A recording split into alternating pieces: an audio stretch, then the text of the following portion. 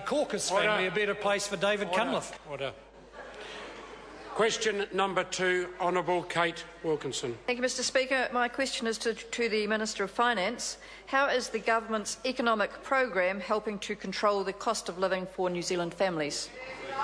Honourable Bill English. Mr Speaker, the government's sound economic policy and maintaining conventional monetary policy in the hands of an independent Reserve Bank has helped to control the cost of living for New Zealand families and is critical to controlling the cost of living for New Zealand families as the economy progresses with sustained growth. For example, the government is working hard to get back into surplus next year, containing government spending and ensuring that we avoid the mistakes of the last cycle, where big increases in government spending put pressure on inflation and therefore on interest rates and therefore on New Zealand households. Supplementary question, Honourable Kate Wilkinson. Supplementary to the Minister of Finance. How will expected interest rate increases from 50-year lows affect families, and what steps is the government taking to prevent interest rates reaching the high levels of 6 years ago? Honourable Bill English.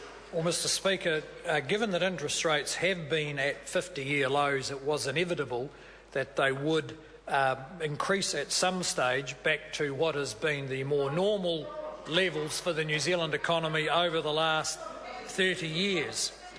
With average floating mortgage rates have fallen to less than 6% from almost 11% in 2008.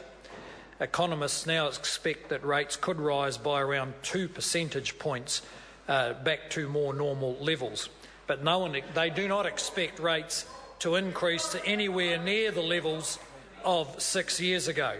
So while mortgage holders can expect some rise in costs, savers will benefit from a bit more interest income, and interest rates, slightly higher interest rates now, head off the possibility of sharply rising interest rates later and, for instance, 10% first mortgage rates, such as New Zealanders enjoyed under the previous government. Supplementary question, Honourable Kate Wilkinson. How have government measures in the electricity sector helped to restrict increases in power prices and in containing the overall cost of living for households, particularly compared to price trends in previous years? Honourable Bill English.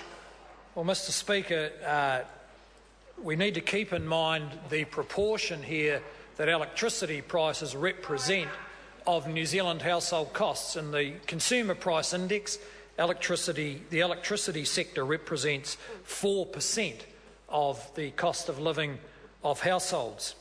Since 2008, the government has made significant improvements to electricity generation and retailing sectors to increase competition. We've also invested heavily, following on from the previous government, in transmission to improve the security of supply. These improvements have helped to restrict price increases to around 3% in 2013.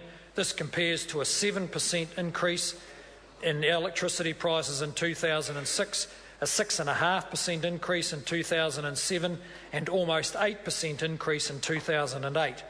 Overall, electricity prices jumped 72% in the 9 years to 2008. Increased market competition is helping to slow down the rate of increase in prices. Consumers benefit from greater electricity market competition. Supplementary question, Honourable Kate Wilkinson. What reports has he seen on alternative approaches to monetary policy and economic management, and what impact would they have on the cost of living for New Zealand families? Honourable Bill English. Well, Mr Speaker, I've heard some confusing reports from some who believe that if the Reserve Bank doesn't put interest rates up, then inflation would go higher, and that somehow that reduces the cost of living for New Zealand households. That's pretty confusing, that we should change the Reserve Bank Act to allow for higher inflation as a way of cutting inflation in household costs. I'm still waiting for an explanation of that ridiculous policy position held by the Labor Party. Order. Question number 3, Grant Robertson. Thank you, Mr. Speaker. My question is to the Minister.